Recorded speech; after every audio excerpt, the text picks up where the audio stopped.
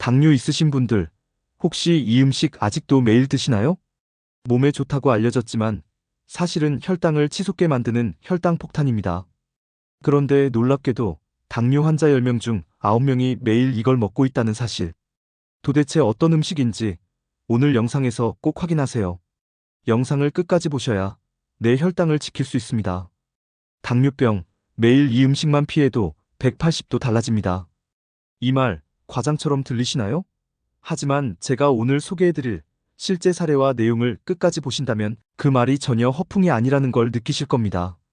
오늘 이야기의 주인공은 62세 박정순 어르신입니다. 이분은 몇 년 전까지만 해도 혈당 수치가 공복 기준 180 이상이었고 식후 2시간 수치는 250을 넘기기도 했습니다. 병원에서는 인슐린 주사도 고려해보자고 했고요. 그런데요, 이분이 특별한 약을 바꾼 것도 아니고 운동량을 크게 늘린 것도 아니에요. 단 한 가지, 매일 먹던 음식 한 가지를 끊었을 뿐입니다.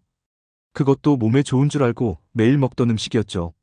그게 뭔지 아시겠어요? 바로 과일 주스였습니다. 정순 어르신은 아침마다 오렌지 주스 한 컵을 꼭 마셨어요. 마트에서 파는 100% 과일 주스, 비타민 C도 많고 장에도 좋다고 하니 그냥 습관처럼 마셨죠. 그런데 이게 혈당 폭탄이었습니다.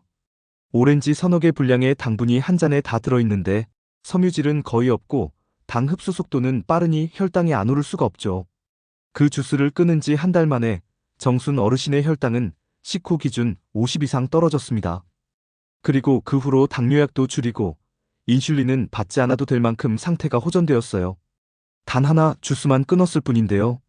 여러분도 혹시 건강하다고 믿고 매일 드시던 음식이 실제로는 몸에 독이 되고 있지는 않으신가요?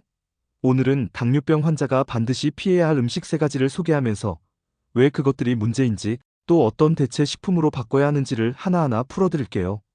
당뇨는 음식만 잘 바꿔도 정말 약보다 강력한 효과를 볼 수 있습니다. 첫 번째로 가장 흔하고 위험한 음식은 바로 흰쌀밥입니다. 아니, 쌀밥이 왜 문제야? 나는 설탕이나 과자 같은 거 안 먹는데.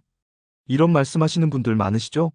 그런데 문제는 이 흰쌀이 가진 당지수, 즉 혈당을 얼마나 빨리 올리느냐를 나타내는 지수가 무려 80 이상이라는 겁니다. 혈당을 천천히 올리는 통곡물이나 현미가 50 전후인데 흰쌀은 그보다 훨씬 빠르게 당을 흡수시켜서 인슐린을 과도하게 분비하게 만들어요. 쌀밥 한 공기만 먹어도 혈당이 30에서 50씩 치솟는 경우가 많습니다. 실제로 저희 구독자 중 58세 김태수님은 나는 단 것도 안 먹고 술도 안 마시고 매일 운동까지 하는데 혈당이 안 떨어져요 라고 하셨는데요. 식단을 확인해보니 아침, 점심, 저녁 모두 흰쌀밥을 한 공기씩 꼭 드시더라고요. 반찬이 아무리 나물이고 두부여도 밥이 문제였습니다. 그 뒤로 잡곡밥으로 바꾸고 공기 양도 반으로 줄였더니요. 혈당이 서서히 내려가기 시작했어요. 특히 식후 혈당이 200이 넘던 게 140대까지 떨어졌습니다. 한 달 만에 그런 변화가 있었고 당화혈색소도 7.6에서 6.3까지 내려갔습니다. 이건 병원에서도 놀랄 정도의 변화였어요. 결국 우리가 매일 습관처럼 먹는 쌀밥이 문제였던 거죠. 두 번째는 많은 분들이 간식으로 드시는 말린 과일이나 과일 주스입니다. 특히 요즘은 건강식품이라고 하면서 과일 말랭이나 건포도, 바나나칩 같은 걸 드시는 분들 많은데요. 이건 정말 당뇨 환자에겐 달콤한 독입니다. 말린 과일은 수분이 빠져서 당 성분이 더 농축돼 있고 흡수도 빠르기 때문에 혈당을 급격히 올립니다. 오렌지 하나는 괜찮지만 오렌지 주스 한 잔엔 오렌지 서너 개 분량의 당분이 응축되어 있거든요. 게다가 마시는 형태는 씹는 시간이 없어서 위장에서 빠르게 흡수되니 혈당 스파이크, 즉 급상승 현상이 나타납니다. 이와 관련된 사례가 또 있습니다. 64세 여성 김윤자 씨는 매일 아침 사과즙 한 포 마시고 산책 나가요. 건강에 좋다길래요. 그런데 아침 공복 혈당이 늘 160을 넘겼고 조절이 안 돼서 고민하시다가 저희 영상을 보고 사과즙을 끊고 통사과로 바꿨어요. 그것도 반 개씩만. 결과는 놀라웠습니다. 공복 혈당이 130대로 떨어졌고 기운도 덜 빠진다고 하시더라고요. 여러분, 즙이나 주스는 과일이 아닙니다. 그냥 액상당이에요. 당뇨 환자는 꼭 통으로 적당량만 섭취해야 합니다. 세 번째, 정말 많은 분들이 간편해서 드시는 곡물바, 시리얼 발효입니다. 마트에 가면 저당, 식이섬유 풍부, 건강간식이라고 써있는 이런 제품들, 과연 건강할까요? 겉만 보면 그렇지만 성분표를 보면 깜짝 놀라실 거예요. 대부분 옥수수 시럽, 포도당, 정제 전분이 주원료입니다. 일부 제품은 설탕보다 더 높은 혈당 지수를 가진 성분이 들어있기도 하고요.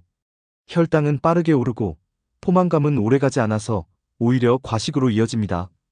간편하다고 챙긴 식사가 혈당에 기름을 부은 셈이 되는 거죠. 이와 관련된 제 구독자 중 한 분은 점심을 바쁘게 먹다 보니 시리얼바와 두유로 때우는 날이 많았다고 해요. 그런데 혈당 수치가 점점 오르고 급기야 당화혈색소가 8.2까지 올라가면서 병원에서 경고를 받았습니다. 이후 식단을 고치고 시리얼바 대신 삶은 달걀과 아몬드로 바꿨더니 혈당이 빠르게 안정되었고 에너지도 오래 유지된다고 하셨어요. 이처럼 당뇨병을 관리하는 데 있어 가장 중요한 건 좋다고 알려진 음식을 맹신하지 않는 겁니다. 그 음식이 내 몸에 어떻게 작용하는지를 알고 먹는 양과 형태를 조절해야 해요. 흰쌀밥 대신 잡곡밥, 과일 주스 대신 통과일, 시리얼바 대신 단백질 간식? 이렇게 바꾸는 것만으로도 혈당 조절은 완전히 달라집니다. 마지막으로 정리해 드릴게요. 당뇨 환자에게 특히 위험한 음식은 흰쌀밥, 과일 주스 말린 과일, 가공 시리얼바. 이 세 가지만 피해도 혈당은 눈에 띄게 좋아질 수 있습니다. 매일 먹는 한 끼에서 단 하나의 선택을 바꾸는 것. 거기서부터 당뇨 극복은 시작됩니다. 오늘도 시청해주셔서 감사합니다. 영상이 도움이 되셨다면 구독과 좋아요, 댓글 부탁드리고요. 혹시 나는 이런 음식이 궁금해요 하는 분들 댓글 남겨주시면 다음 영상에서 꼭 다뤄드릴게요. 감사합니다. 행복한 하루 되세요.